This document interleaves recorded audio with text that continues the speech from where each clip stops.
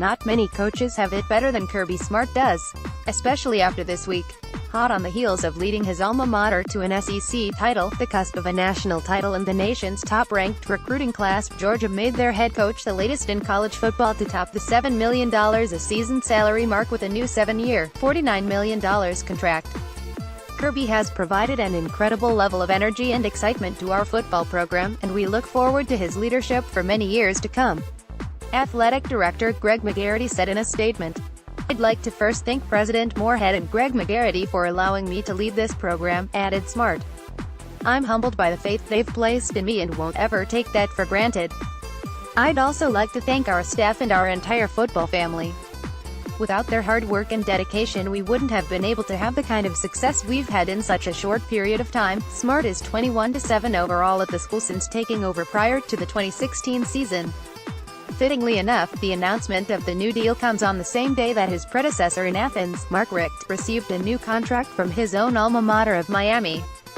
The hefty salary bump for Smart makes him the sixth member of the $7 million club in college football, joining his old boss Nick Saban at Alabama, as well as Ohio State's Urban Meyer, Michigan's Jim Harbaugh, Texas A. Fisher and Auburn's Gus Malzahn. Of the group, only half of the members have a national title ring as a head coach, though Smart and Malzahn have them from their time as key coordinators.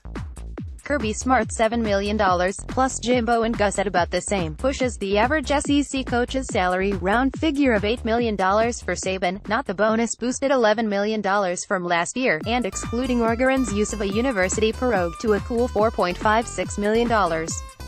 Cecil Hurt at Cecil Hurt, May 3, 2018. It seems Mississippi State linebacker Leo Lewis has a little more trouble looming over him in Starkville. According to a report from WTVA in Mississippi, Lewis was arrested and spent a brief time in a county jail on a charge of disorderly conduct. Lewis has already been released from the jail on bond, but the details regarding the disorderly conduct charge have not been detailed at this time. Police are expected to release more information in a statement sometime later today. Lewis is currently linked to the investigation at Ole Miss regarding impermissible benefits from boosters while being recruited. According to previous reports regarding the NCAA investigation, Lewis is said to have received $21,000 in cash from a business in Oxford, Mississippi while being recruited. Lewis started all but one game for Mississippi State last season. Follow at Kevin on FB. It's not been a positive last few days for the Western Kentucky football program. Earlier this week, it was confirmed that potential starting quarterback Stephen Duncan, arrested for driving under the influence in late March, would be suspended for the 2018 opener against Wisconsin. Adding to that misery, it was confirmed that the man who would have been hiking the ball to whichever quarterback won the starting job, Dennis Edwards, recently informed the coaching staff that he has decided to transfer from the Hilltoppers. No reason, at least publicly, was given for the abrupt and surprising decision was given. Where that is, I do not know, head coach Mike Sanford told the Bowling Green Daily News when asked about a possible landing spot for the fifth-year senior. "Insofar as everything is done above board, we certainly will support him in wherever he chooses to attend." In 2015 and 2016, Edwards started 26 games at right guard for the Hilltoppers. After moving to center prior to the start of the 2017 season, he started all 13 games this past year in the middle of the line for WKU. This certainly isn't a good look. In a tweet posted to his Twitter account, Hawaii head coach Nick Rolovich indicated that, inexplicably, some of his current football players had received recruiting packets from members of the Oregon State coaching staff. Included in the packets were invitations, again for current Rainbow Warriors players, to attend the Beavers spring game. In his tweet, Rolovich blistered the Pac-12 program in a missive that began with his apologies for his players not being able to attend the spring game as it was the same day as theirs, and ended with the instant classic hashtag.